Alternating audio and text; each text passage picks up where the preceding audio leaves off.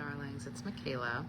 So I hope this lighting is better. I'm like, maybe I'll sit in front of the lamp versus like under the lamp, next to the lamp. Anywho, so Atomic Habits. So this is a book written by, I think his name is James Cleary. I have not actually read this book, but I listened to an interview that he had. And the thing that I want to say was that it was great. And basically, the stuff that he shared that he had written about was fantastic. And I started utilizing some of these principles, and they're really freaking effective. And so, especially in this time of, the beginning of the year where people are maybe more aware of some of the things that they would like to change, and perhaps making an effort to do some things to create a new reality, I just thought some of these tactics could be really useful for other people too. And the other thing I'll just say, which I didn't know, like, hi Leanne, hi my dear. I guess it's like one of the top selling books, like, of all time, like in time. Anyway, I'm gonna check it out as well. So the word atomic habits pertains to the fact that they are small. And so I think this is actually kind of a consequential element when we're considering trying to create change.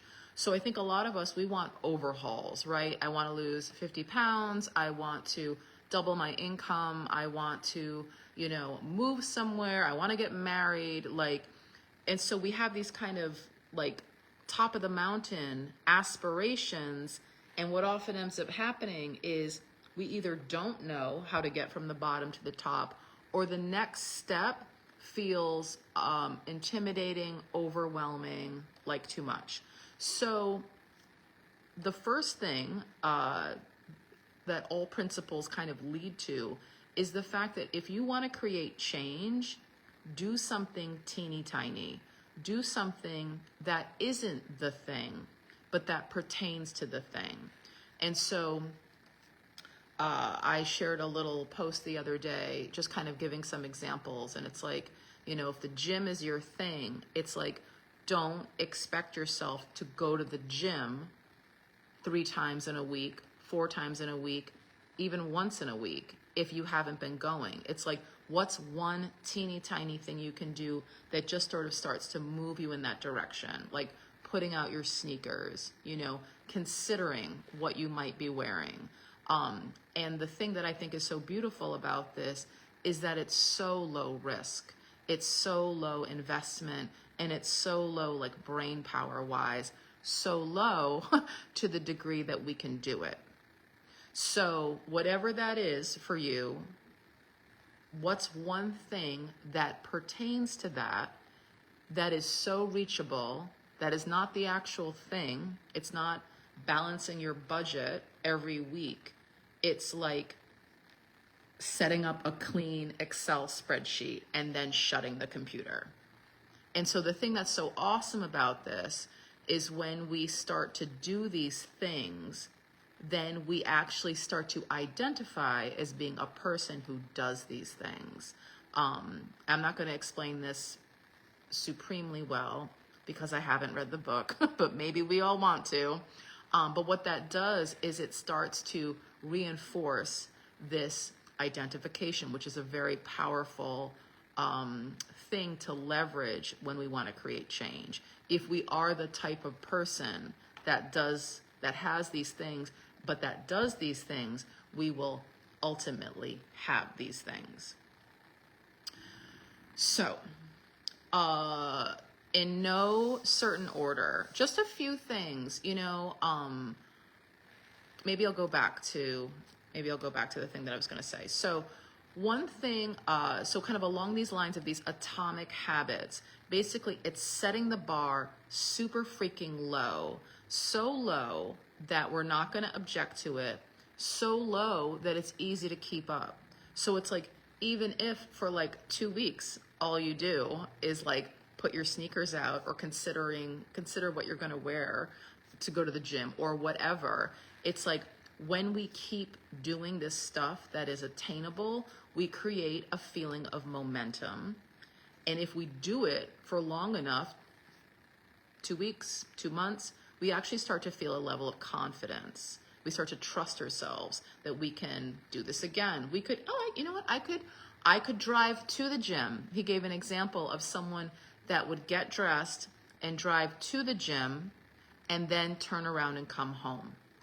Or go to the gym for 5 minutes and then leave.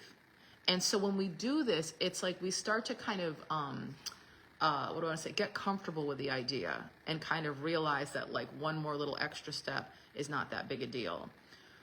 One thing that I also thought was really useful with this knowledge is that momentum almost seems more consequential than motivation. So if we can just kind of like get the ball rolling a little bit, then it's like we actually start to create some forward motion and maybe even a little bit of traction versus feeling inspired to do something large in the effort. So I thought that was a really useful element. Momentum really over motivation, and momentum can be created by doing really like low risk, low effort actions. So there's a cycle for a habit. So there's 4 parts. So one is cue, one is craving, response, and reward. So the cue is like, oh, right, you know, I'm going to do this. So these are elements that will make all these things easier to do. So the cue, if we want to do something, we need to make it obvious. And so a really useful thing, I actually say this to my fat burners, insight on mind. So basically, if you see it, it's a lot easier to take action on it versus if you didn't. So this is something I do, I'm like, you can't see this, but with my supplements, when I like prepare my dinner, I open the cupboard where they are and I leave it open until I'm done with dinner. And then when I'm like putting dishes in the sink and stuff like that, I have my supplements staring at me in the face, and then it's really easy and obvious to take them. Number 2 is craving. And I think this is actually really useful too. Make it attractive, make it fun. So I think a lot of us are kind of like attached to a sense of value when things are hard. And the thing that's crazy about that is that there really isn't anything more valuable when something is hard, like just hard. And when it's hard, it's less likely that we're either going to do it in the first place or certainly that we're going to keep doing it. So I love in all of this, like this is all kind of how we work, or how making how we work, working with how we work. So when we make something fun, it's like so much more desirable to do it, right? Number 3 is the response. And this is making it easy to do, making it convenient. So like I talked about, you know, my like budgetary stuff. It's like setting up just like a clean Excel spreadsheet. It's like, it's there. It's easier for me to use it. Or if I set up headings, it's there. It's easier for me to use it versus if I had to like find things, create something, design this. So that's a really useful element. And then number 4 is reward. And I think this is actually huge, and we'll talk more about this in a little bit. Making it satisfying. And when you make it satisfying, you want to do it again. So if we don't have reward, or if we even have punishment, which is what we'll talk about, it's like, why would you want to pursue this again? You probably wouldn't, and maybe that's why you don't. So conversely, to break a habit, this is useful too. I hope everyone takes notes. like me, when I heard this stuff to begin with. To break a habit, it's the same 4 elements. So cue, craving, response, and reward. So if we want to break a habit, if we don't want to drink wine every night when we're watching blah, blah, blah, or after we put the children to bed, if we don't want to do that, then maybe we put things out of sight. Maybe we like move the wine glasses out from being on display. Maybe we tuck the bottles of wine that are so sexy in that rack, in the kitchen. Maybe we kind of move that away for a period of time. If it's invisible, we're not going to be thinking about it as much. The craving, so instead of making it fun, we actually make it unattractive, boring, bland, maybe even uncomfortable. Response is to make it difficult. So this is like, people talk about, Mel Robbins talks about this, like not having your phone next to your bed, not having your phone in your bedroom, like charging it in the bathroom. So when you go and you want to get on your phone, it's like you have to literally get out of bed and like take a journey and then go get it. So if you want to break a habit, lessen this kind of tightly configured loop, make it difficult to do it. And then reward is to make it unsatisfying. What do I want to say? Not give you a sense of satisfaction, period. What I thought was really interesting about this, and this is something that I actually want to implement around like business and sales, really, like reaching out to people, following up with people, behaviors that get immediately rewarded, and I think this is actually really useful for children. Behaviors that get immediately rewarded get repeated. You're such a good boy. Oh my God, you did such a great job. Like, that's so fantastic. Way to like go potty, way to like put all your things away, like way to, like win your championship or, become an honor student or whatever. When they're immediately rewarded, they get repeated. So as much as sense as it makes to speak to children like this, it's actually really useful to do the same for ourselves. Oh my God, that was so brave, like you're a fucking animal, like way to go, like way to just like be brave, do hard shit, like show up, that was so brilliant. And then conversely, I think this is useful too, behaviors that get immediately punished are avoided. So this is something that feels relevant to me at times when I do stuff that's new. I can have a lot of negative self-talk or criticism. And so it's like, well, I don't want to do that again because I feel shitty when I do it. But it's like, well, if I'm kind of punishing myself, it makes sense that I don't want to do that again. So conversely, getting rewarded, celebrated, positively reinforced will make that easier to do again. I thought that was really logical, which is how we are. And then I just wanted to say a couple other things. This talk is going to be a lot shorter this evening.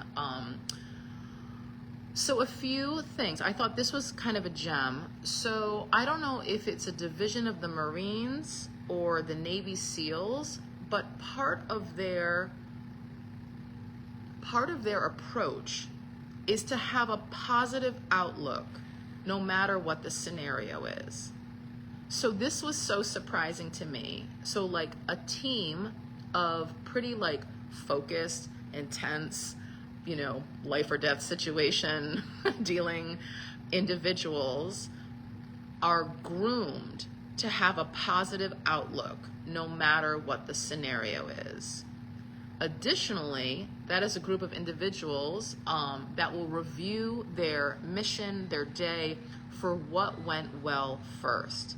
And that's something apparently like sports teams, great coaches will deliberately do that first. What went well? And the thing that I thought was so great about that is that, I think that sometimes people have a belief that you know, if we're hard on ourselves or if we're critical, if we kind of look at what's not working, it's like then we'll improve. But apparently not. It's looking at what's right first that helps us most, and having a positive outlook about the situation, regardless of what it is actually most beneficial. And with this, I feel like in general, like this is probably something that seems maybe agreeable, right, to other people, is that in general, I feel like the people that are most kind of like positive or opportunity focused are successful. It's like, I feel like in general, people that see problems everywhere, look at what's wrong, look at what isn't there, are generally like kind of swimming around in the muck a little bit more, a little less successful, based on what they're focused on. And that is voluntary. So I thought that was a really great thing to focus on deliberately. What's right? What is good about this, regardless of what it is? And then one other little thing regarding success, which I thought was also just a really good reminder, is that basically like success comes from just like doing the unglamorous shit like over and over again. Like consistency wins, versus doing like the right thing, the best thing, like the new thing. It's the like nuts and bolts stuff. The like repetition of whatever the heck it is, whether that's literally like lifting weights or, you know, choosing to eat in a certain way or not eat, as a lifestyle, or, you know, having financial Fridays or following up with people or whatever it is, or calling your mom, you know, and like building a relationship with your children. It's like, it's kind of the mechanics in many respects that add up to a lot. So anyway, so atomic habits, I think that the most useful and maybe liberating piece of this is that if something feels, you know, overwhelming, daunting, insurmountable, and you still want it, it's like do the tiniest thing that you could that's just kind of like in that direction. So, you know, if something is like, oh my God, I have to sell my house, you know, it's like I need to whatever, remodel my kitchen, I have to get a new dishwasher, like I have to, whatever it is. It's like, what is a small thing? If you're avoiding it and it feels like, fuck, what's a teeny tiny step that you can make that's so like low bar, like there's nothing to object to here. This is so easy to do again, or to maybe do something like similar but different. And when you do that, you create this feeling of momentum. So whether it's a project or whether it's like Project You, when you start to do it for a bit of time, 2 to 3 months, you end up creating a sense of confidence. And with that created momentum, that's the thing that's actually more consequential than the motivation to start in the first place. So it's like if we do something that doesn't even require energy, it's like then it actually happens. And then it can happen again and again and again. And then you're kind of going, which is really awesome. All right. That's kind of it. I just wanted to talk about this because I thought it was so useful. And I thought it was so useful for stuff like, I think it's relatable for anybody. When we have something that it's like, right, I want to like lose this weight, or I want to change my diet, or I want to like, you know, whatever it is. Then it's like, we often don't start because it feels like too much. So if we can do something that actually lets us start, that doesn't even like, it's not the whole thing, but it starts things going, which I think is super cool. All right. So that is it. That is it. And I will say, so I always talk about weight loss and burning fat. So if weight loss or even burning fat is something that is of interest to you, I'll share a few things that you could do that would be really easy, that might not raise any objections. And so number one is walking. And I will say this, so even if it's like, I know I should, right? I know I should, I meant to do this, but there's no time in the day. What I'm gonna encourage you to do is to simply think about movement. This is probably like super fucking basic. You've probably heard this a million times. But what I will suggest is good bang for your buck stuff would either be to just like park a little further, use the stairs at work. But what I think is really effective is to do like household shit. If you're home, you had dinner, you're exhausted, it's like, pick your battles. Are you going to be a little more active in the morning or a little more active in the evening or in the middle of the day? I don't know. But one thing that I think is useful is just to do household shit, like deliberately. So the stuff that we avoid, oh my God, I have to freaking like put away laundry, or like bring shit up to blah, blah, blah. Let that be your movement. And what that does is that'll enable you to get the shit done that maybe, you're avoiding, and it will also give you more movement. And this is perfect after dinner, which is like, I'll do the dishes. Let me wrap this stuff up. Like, I'll take the stuff up from the basement, not because I want to do more work, but because I do want this shit to be done and I would like to get some movement in. So it's like, it's a slightly bitter pill, but it makes it happen. That's a really good one. And then I'm also going to say, three things.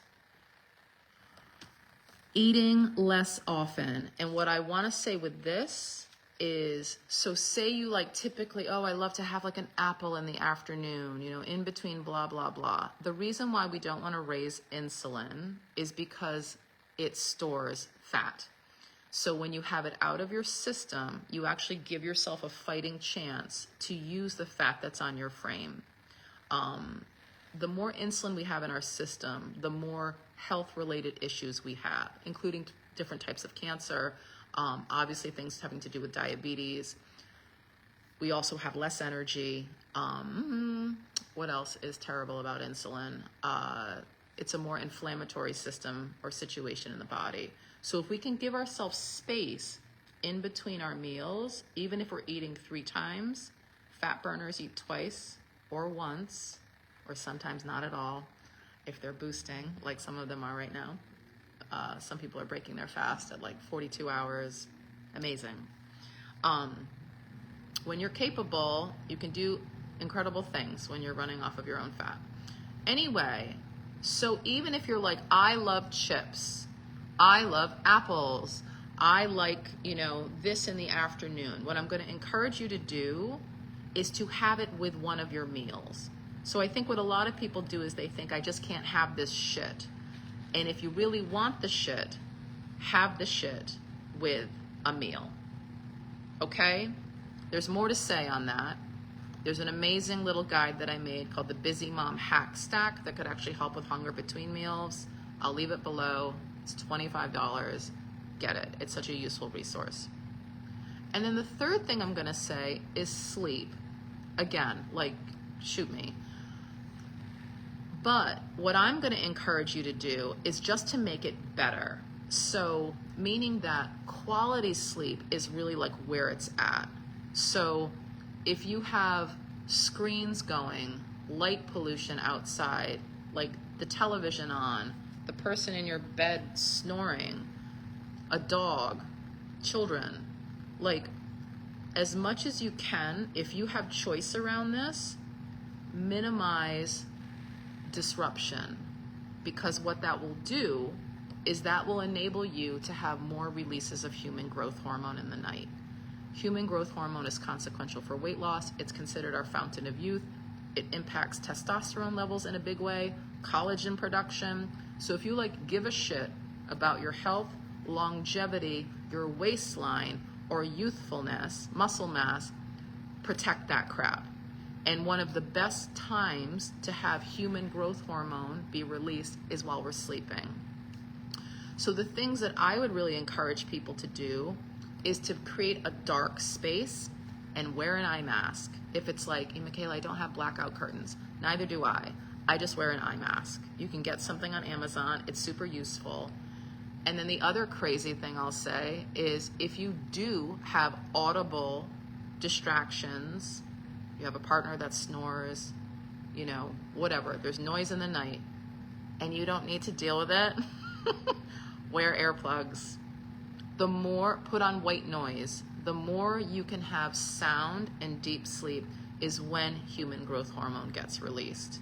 And this is also something that will positively affect or impact your hunger hormones. It will keep cortisol lower. It'll keep ghrelin lower. These are things that cortisol is a stress hormone, but ghrelin, both of them raise hunger.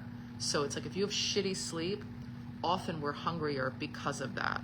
So those would be my protecting, lowering the level of disruption by sound and light. Eye mask, earplugs. And you can go bigger if you want.